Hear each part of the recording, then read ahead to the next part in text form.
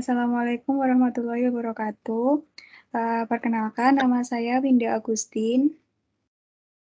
Nama saya Niputu Adiani. Kami dari jurusan Teknologi Rekayasa Kimia Industri angkatan 2018. Di sini kami akan menjelaskan rancang reaktor CSTR. Baik, dalam perancangan reaktor CSTR ini atau reaktor tangki berpengaduk, mungkin ada beberapa buku yang diperlukan. Yang pertama ada Brunel and Young, lalu yang kedua ada Peters and Timberhouse, lalu ada Reis, lalu Brown dan Karen. Nah, buku-buku ini nantinya akan mengacu pada rumus-rumus atau bagaimana mekanisme perancangan untuk reaktor CSTR ini. Adapun kode dari reaktor yang kita rancang pada kali ini adalah R02, yaitu tempat terjadinya reaksi antara metal format dan juga air. Adapun tujuannya dari rancang reaktor ini adalah yang pertama untuk memilih tipe reaktornya, yang kedua menentukan bahan konstruksi reaktor, yang ketiga menghitung dimensi reaktor, yang keempat merancang pengaduk, dan yang kelima merancang jangkait pemanas. Yang pertama kita akan mencari atau bagaimana cara untuk memilih jenis reaktor. Reaktor yang dipilih adalah reaktor tangki berpengaduk atau CSTR dengan jaket pemanas. Alasan memilih jaket reaktor ini adalah sebagai berikut. Yang pertama, reaksi berlangsung merupakan reaksi dalam fase cair-cair, lalu reaksi berjalan secara kontinu, lalu reaksi adalah secara endotermis, dan reaksi berlangsung secara isotermal. Adapun untuk bahan baku konstruksi reaktor, kita di sini menggunakan low alloy steel SA grade A dengan pertimbangan sebagai berikut. Yang pertama, tahan terhadap korosi, lalu memiliki tekanan maksimum yang diizinkan cukup besar, yaitu 18.750, dan harganya lebih relatif murah. Untuk menghitung dimensi reaktor sendiri, di sini kondisi reaktor yang kita akan desain adalah memiliki suhu 80 derajat Celcius, tekanan 3 atm, konversi 65%. Dengan jenis reaksinya merupakan reaksi endotermis. Adapun reaksi yang terjadi adalah HCOO CH3 atau metil formiat ditambah H2O atau air yang keduanya sama-sama dalam kondisi liquid akan menjadi HCOOH, yaitu asam format dalam bentuk cair dan juga CH3OH dalam bentuk cair yaitu metanol. Di sini metanol sebagai hasil samping. Lalu untuk menghitung volume reaktornya adalah sebagai berikut. Yang pertama kita harus mengetahui terlebih dahulu komponen yang masuk ke dalam reaktor. Di sini massa dari komponen yang masuk adalah terlihat seperti di layar. Teman-teman bisa lihat sendiri. Nah, untuk mengetahui laju umpannya yang masuk yaitu sebesar 18.568,739 liter per jam. Jika dikonversikan menjadi meter kubik per jam itu menjadi 18,569. Untuk konversinya sendiri kita bisa hitung dengan cara untuk CAO yaitu FAO per V, lalu untuk CBO FBO per V, untuk CCO FCO per V, dan CDO adalah FDO per V. Untuk perhitungannya seperti terlampir, sehingga nanti akan mendapatkan hasil akhirnya CAO-nya sebesar 0,005 kmol per liter, lalu untuk CBO-nya 0,027 kmol per liter, CCO-nya sebesar 0,002 kmol per liter, dan CDO-nya sebesar 0,002 kmol per liter.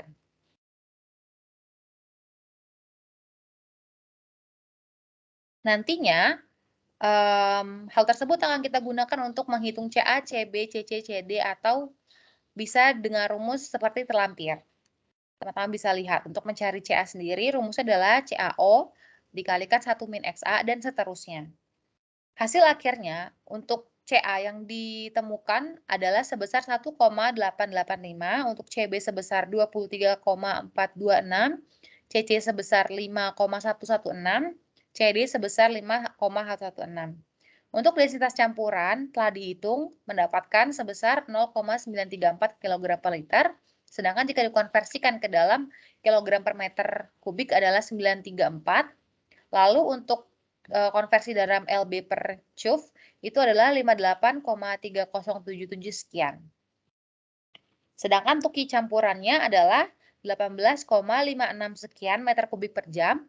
Kalau dikonversi ke dalam liter per jam itu sebesar 18.565,31 liter per jam. Di sini, reaksi yang terjadi adalah autokatalis. Maksudnya adalah katalis yang digunakan merupakan dirinya sendiri, yaitu di dalam hal ini kita menggunakan produk asam format sebagai katalisnya. Reaksi yang terjadi adalah A plus C menjadi C plus C plus D. Nah, untuk min RA itu rumusnya adalah sama dengan KCA kali CC. Untuk CaO-nya kita akan dihitung dengan rumus dXA per dt. Setelah direaksikan nanti setelah dihitung nanti kita akan mendapat hasil nilai K sebesar 0,314 liter per mol jam. Atau jika dikonversikan ke dalam menit, yaitu menjadi 0,005233 liter per mol menit.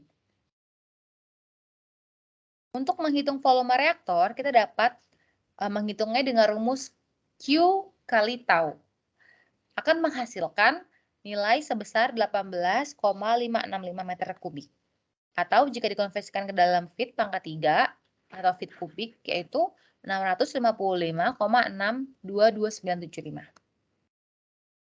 Selanjutnya, setelah kita mengetahui volume reaktor, kita akan menghitung dimensi reaktor, volume sel, dan juga volume heat. Untuk volume total reaktor dihitung dengan cara volume sel dengan ditambah dengan volume heat. Head. Nah, bentuk reaktor yang dipilih ini adalah silinder tegak berpengaduk. Dipilih head berbentuk toris spherical karena merupakan bentuk yang paling ekonomis untuk vessel bertekanan rendah atau kurang dari 200 PSIA. Untuk rasio H dan H banding D yang dipilih yaitu 1:1. Volume reaktor dihitung dengan cara volume shell ditambah 2 kali volume head. Untuk rumusnya dapat teman-teman lihat sebagai berikut, yaitu Pi per 4 dikali D kuadrat dikali H ditambah 2 kali 0,0049 kali D pangkat 3. Ini didapat dari buku Brunel and Young pada tahun 1959. Sehingga didapatkan nanti volume reaktornya tadi di atas sudah dihitung sebesar 655,622975. Nah, nanti di sini kita akan mengetahui berapa nilai diameter dan juga tingginya atau H-nya. Untuk diameternya itu sebesar 9,4169 sekian feet. Jika dikonversikan menjadi 2,87 sekian meter. Untuk H-nya sebesar 9,4169 sekian feet. Jika dikonversikan menjadi 2,87 sekian meter. Untuk faktor keamanan dari tinggi reaktor, kita menggunakan ibaratnya sebuah konsep yaitu harus ditambahkan 20%. Sehingga nantinya tinggi reaktor yang akan dirancang adalah sebesar 11,3003 feet atau jika dikonversikan menjadi 3,44434 sekian meter. Untuk volume shell sendiri, rumusnya adalah Pi per 4 dikali D kuadrat kali H. Sehingga nanti akan mendapatkan nilai volume shell-nya sebesar 22,2755 sekian meter kubik. Jika dikonversikan ke dalam joule sebesar 786,653252 CUFT atau joule. Nah, untuk volume head-nya sendiri, rumusnya adalah 2 dikali 0,0049 kali D pangkat 3. Akan mendapatkan hasil sebesar 0,00231745 meter pangkat 3. Jika dikonversikan akan menjadi 141,4165073 in pangkat 3.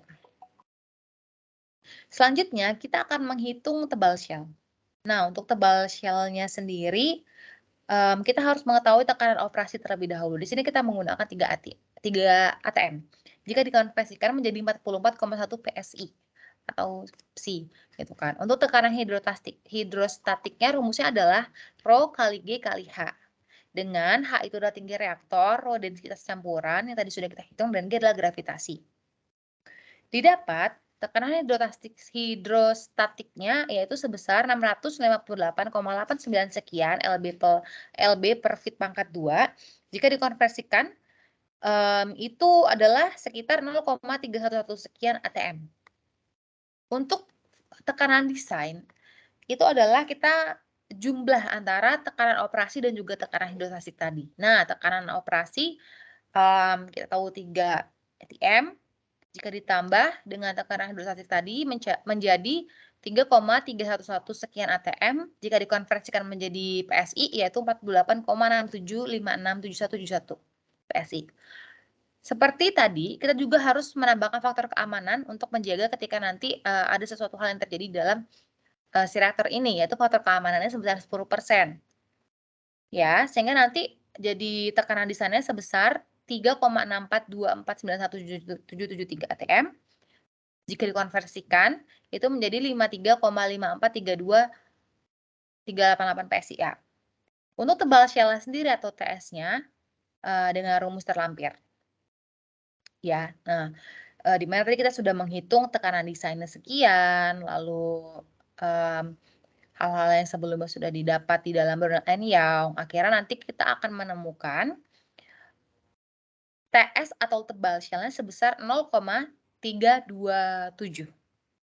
Ya, untuk seperti F atau allowable stress dari bahan, joint efficiency dengan faktor koreksi, ini bisa dilihat di dalam buku yang tertera atau sumber yang tertera di dalam Excel ini. Dengan demikian, nanti kita akan memilih tebal shell standar sebesar 3/8 atau 0,4 in.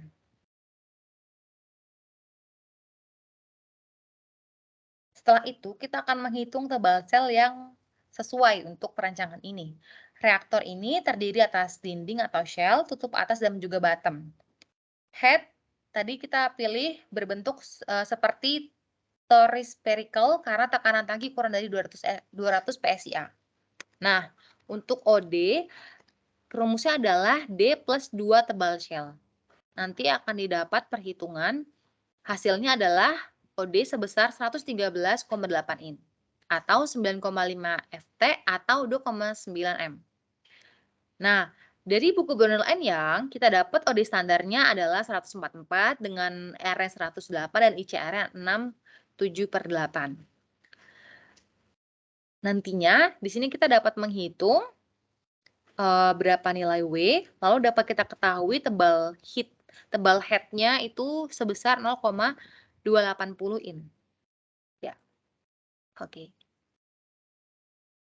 Berdasarkan tebal head standar yang ada di pasaran, maka dipilih tebal head sebesar 5/16 in atau 0,3125 in. Lalu, untuk tinggi head, bisa kita hitung dengan sebelumnya mengetahui bagaimana desain dari tutup reaktor itu ya. Nah, terlampir teman-teman bisa lihat bagaimana desain dari tutup reaktor yang akan kita rancang.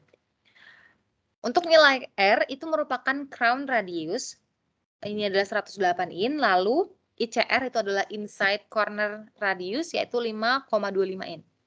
Nah, untuk nilai A, AB, BC, AC, teman-teman bisa lihat rumusnya. Jadi nanti akan didapatkan hasil A-nya adalah sebesar 56,502 in, AB-nya 51,252 in, BC-nya sebesar 102,75 in, AC-nya sebesar 89,055 in, B-nya sebesar 18,945 in. Sehingga akan kita pilih tebal head-nya sebesar 5/16 in. Untuk tinggi head penutup reaktor, rumusnya adalah OA sama dengan TH plus B plus SF. Dari Brunel and Young, kita tahu bahwa TH-nya 5/16 in diambil harga SF sebesar 1/2 in. Sehingga nanti akan didapatkan OA sebesar 20,757 in atau jika dikonversi ke dalam meter yaitu 0,527, dikonversi ke dalam feet adalah 1,730. Untuk tinggi dan juga volume total reaktor, sebelumnya kita perlu tahu terlebih dahulu tinggi cairan dalam reaktor. Rumusnya adalah terlampir, sehingga nanti akan didapat sebesar 11,121 feet. Untuk tinggi total reaktor, itu adalah tinggi shell ditambah 2 kali tinggi head. Nanti hasilnya adalah 151,518 in, jika dikonversi ke dalam meter adalah 3,925, jika dikonversi ke dalam feet adalah 12,876. Untuk volume total reaktor atau VSF, rumusnya adalah terlampir, akan mendapatkan nilai sebesar 15.036,391 in pangkat 3. Lalu, untuk VT-nya, volume shell ditambah 2 kali volume head plus VSV. Nanti akan didapat sebesar 673,112 feet pangkat 3.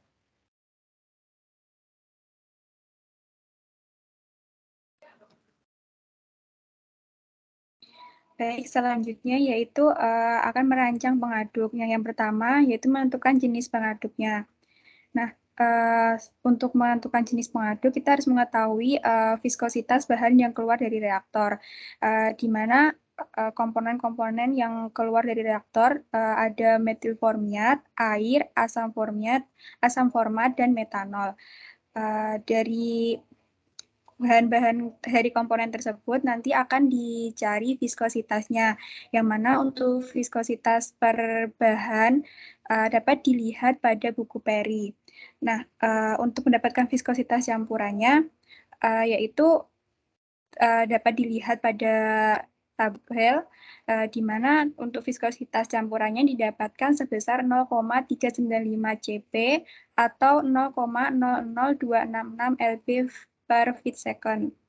Nah, berdasarkan buku RES tahun 1977, digunakan berdasarkan viskositas yang didapat, digunakan jenis pengaduk yaitu marine propeller dengan 3 blade.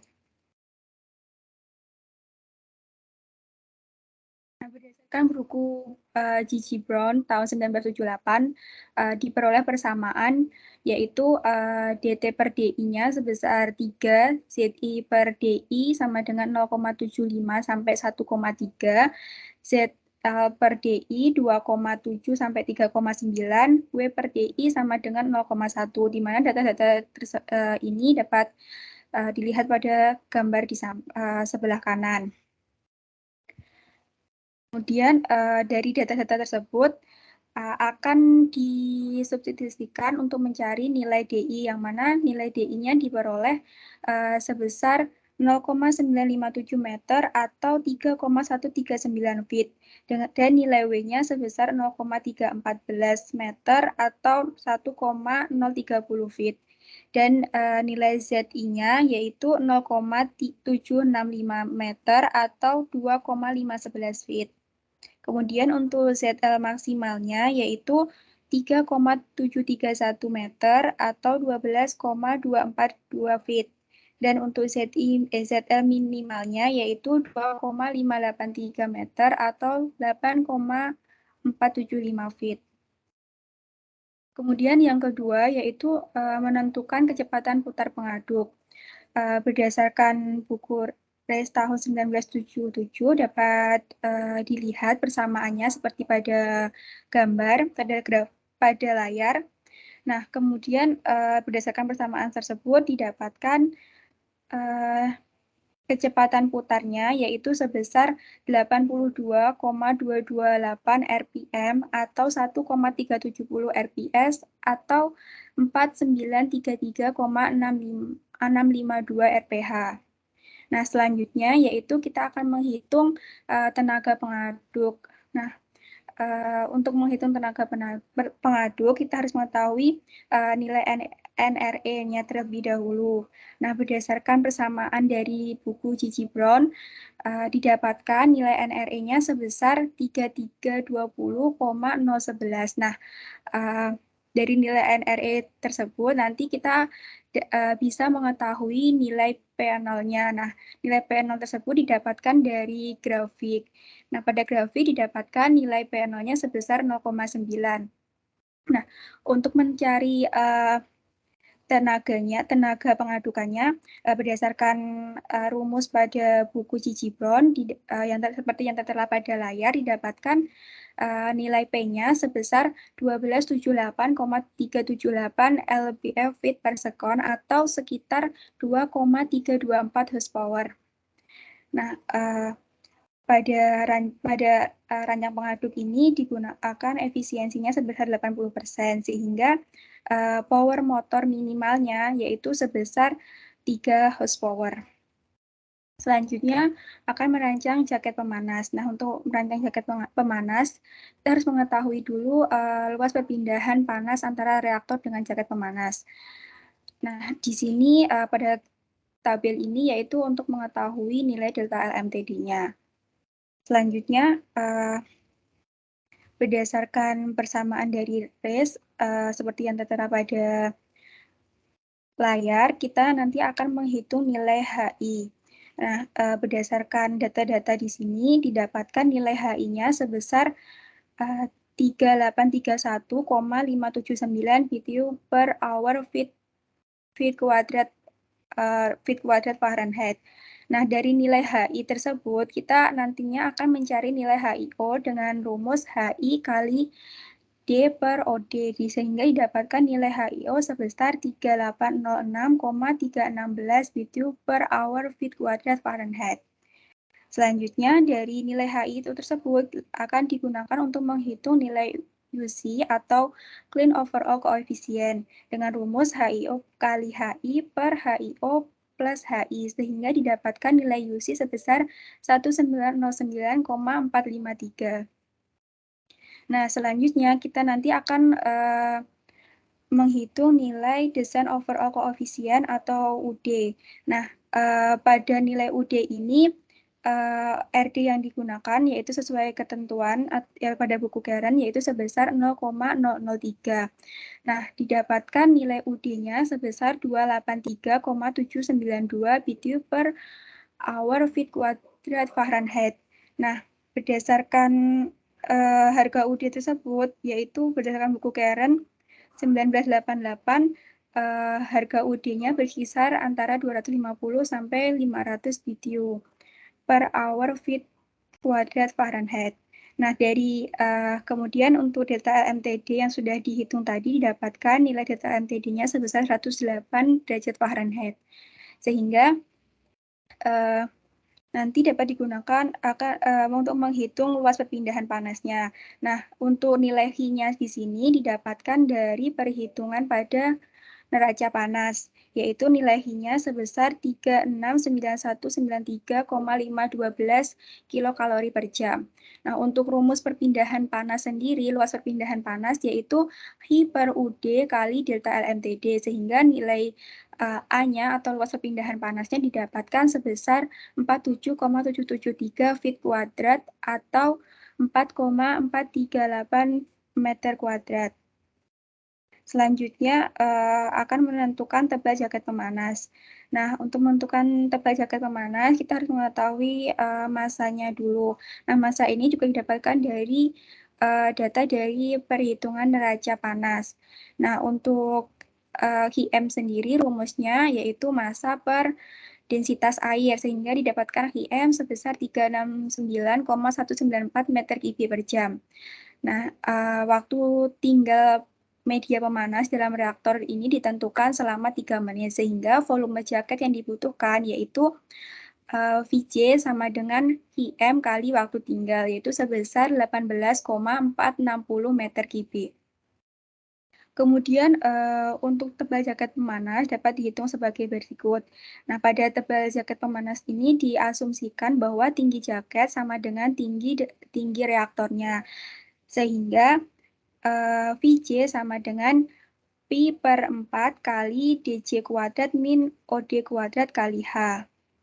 Di mana VJ, OD, dan H telah diketahui nilainya seperti tertera pada layar. Nah, sehingga dari rumus yang tadi dapat diketahui bahwa nilai DJ-nya yaitu sebesar 3,896 meter atau 12,781 feet. Selanjutnya, untuk menghitung tebal jaket, yaitu sebelumnya untuk bahan jaket yang digunakan yaitu stainless steel tipe 316. Nah, untuk menghitung tebal jaket berdasarkan buku Brownell and Young tahun 1959, rumusnya yaitu TJ sama dengan tekanan operasi kali jari-jari jaket per allowance stress kali efisiensi pengelasan min 0,6 kali tekanan operasi kemudian ditambah dengan faktor koreksi, di mana nilai-nilai tersebut telah diketahui seperti yang tertera pada layar. Nah, selanjutnya untuk nilai TJ-nya atau tebal jaketnya didapatkan 0,327 in. Nah, berdasarkan yang ada di pasaran, dipilih tebal jaket standar yaitu 3/8 in atau 0,375 in. Berdasarkan data-data yang telah didapat, maka dapat disimpulkan atau dapat diringkas untuk rancang reaktor jenis CSTR ini. Untuk dimensi pipanya, yaitu untuk diameter dalam selnya sebesar 9,4 feet, kemudian diameter luar selnya yaitu 9,5 feet, untuk tebal selnya sendiri yaitu 0,327 in, kemudian untuk tinggi heatnya 20,757 in, kemudian untuk tebal headnya yaitu 0,280 in, dan tinggi total reaktornya sebesar 154,18 in. Kemudian untuk motor pengaduknya, untuk diameter pengaduknya yaitu sebesar 3,139 feet dengan kecepatan pengadukan 1,370 rps dan daya motornya sebesar 3 horsepower. Nah, untuk jaket pemanasnya yaitu diameternya sebesar 12,781 feet dengan luas perpindahan panasnya sebesar 47,773 feet kuadrat dan tebal jaketnya yaitu sebesar 0,327 in. Sekian yang dapat kami sampaikan, ada kurang lebihnya mohon maaf. Wassalamualaikum warahmatullahi wabarakatuh.